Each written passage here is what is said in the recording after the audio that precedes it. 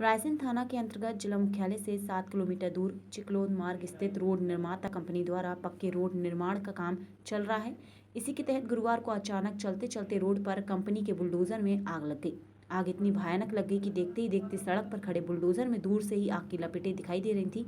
डामर के कारण चारों तरफ आग की लपेटें दिखाई दी, जिसे देखकर आसपास के ग्राम वनगमा रतनपुर अली गांव से भी ग्रामीण आग की लपेटें देखकर घबराते हुए चिकलोद रोड पर आए। जैसे ही उन्होंने आग बुझाने की कोशिश की तो तेज हवा चलने के कारण बुलडोजर में इतनी तेज लपटें चल रही थी कि लोग आग बुझाने के लिए पास नहीं आ पा रहे थे।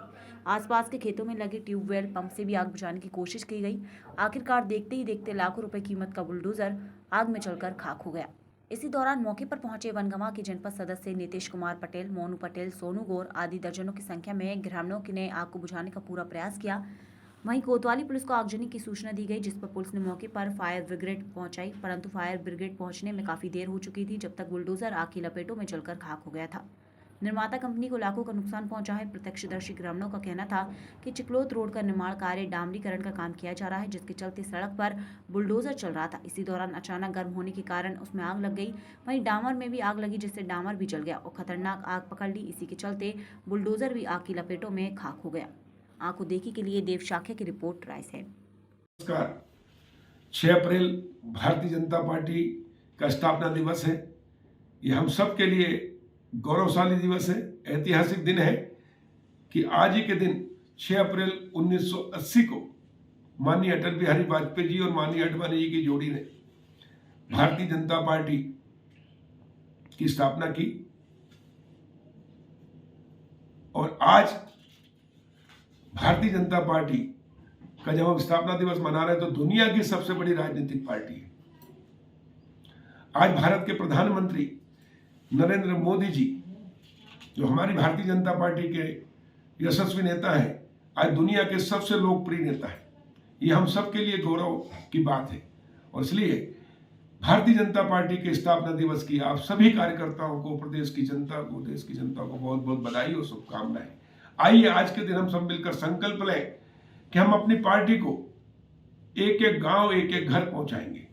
एक एक युवा, युवती, भाई, बहन सबको भारतीय जनता पार्टी से जोड़ेंगे और भारतीय जनता पार्टी का सदस्य बनाकर भारतीय जनता पार्टी का जनाधार बढ़ाएंगे और कांग्रेस मुक्त भारत का जो प्रधानमंत्री जी का सपना है, मोदी जी का, उसको हम पूरा करेंगे।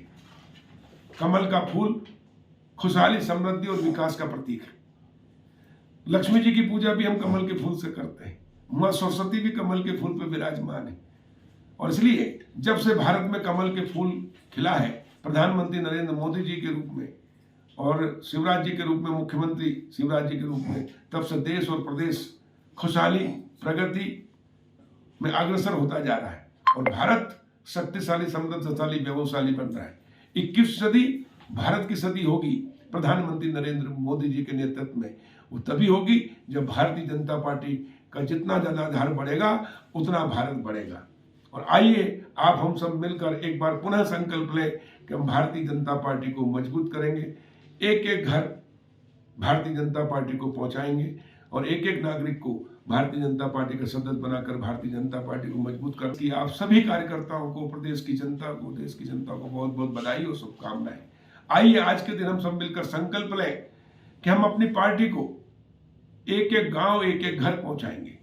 एक एक युवा, युवती, भाई, बहन सबको भारतीय जनता पार्टी से जोड़ेंगे और भारतीय जनता पार्टी का सदस्य बनाकर भारतीय जनता पार्टी का जनाधार बढ़ाएंगे और कांग्रेस मुक्त भारत का जो प्रधानमंत्री जी का सपना है, मोदी जी का, उसको हम पूरा करेंगे।